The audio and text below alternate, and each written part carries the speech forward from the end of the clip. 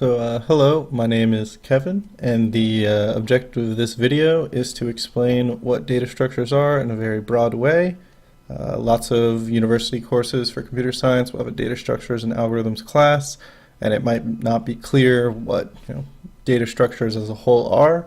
I'm not planning on going into specific data structures in this video.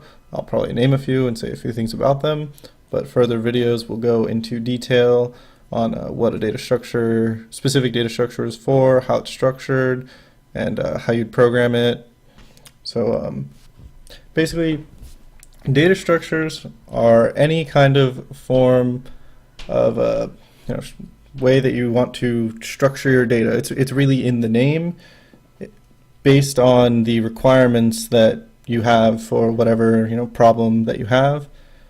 So you may have a problem where you need to be able to look information up quickly, and you would build your data structure in such a way that it would be able to accomplish that task in a very efficient way. It may be worse at other things, but if searching for something and then retrieving it is the only thing that you need to do, then that data structure would be appropriate. So really, it's any way that you can come up with a manner to store your data in some kind of fashion. So we have basic things. Most programming languages will offer you with arrays. So most people will represent an array. It's like a rectangle. Well, that's a bad rectangle. And then just some boxes in it, some data. Index 0, 1, 2, 3, 4. And lots of data structures are built off of arrays. There are hash maps. You can build arrays off, or you can build hash maps off of arrays. There are like queues. You can build a queue with an array. There are stacks. You can build stacks with an array. You can build lots and lots of different data structures with arrays. The very basic, fundamental thing that is offered by most programming languages. You can build those other data structures, more complex data structures like a hash map or a stack, with other things as well. Other more complex data structures, you could use a linked list.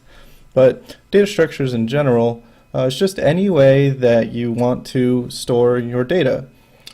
And then data structures, certain operations that you'll normally do on them, you'll measure them in big O notation. So you've got big O. I'm still getting used to using the tablet to try to write on, so it looks pretty bad. So you've got big O notation, right? So big O notation is just a way to express how complex an operation is on a certain data structure. So say we have an array right here, right? So we've got our data 1, 2, 3, 4, 6 here, right? So this is 1, 2, 3, 4, 5 elements. But theoretically, we could have some array of any size. So say we had an array of n size, and we wanted to search for a number. And say we wanted to use a very, naive solution to do that. We just wanted to go from the very beginning, the next one, the next one, the next one, and see if we can find it. So basically we need to think about how many times would we have to look at the data in the array to see if we've found the element that we're looking for.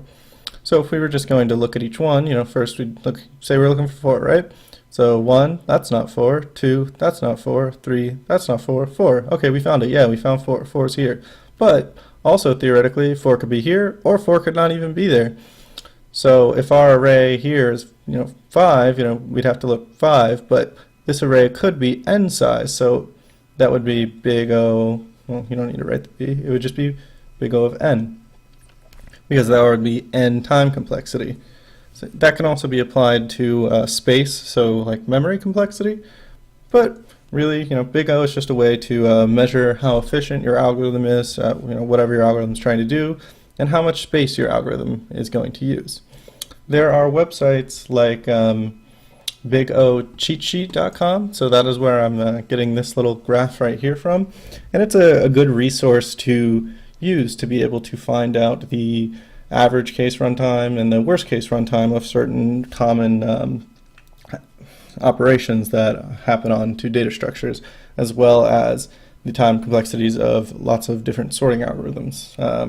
It's a nice resource to use just to check in case you forgot, or to just start learning and try to memorize them.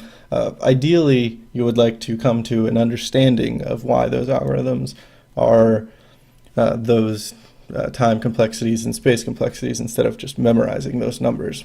But just looking at this chart is also, helpful and might help you be able to remember, even if you do understand, but you just happen to find yourself forgetting every once in a while. So I'll plan on covering more specific data structures and their implementations, like I said before, the common operations that you would do on them. So yeah, that's that.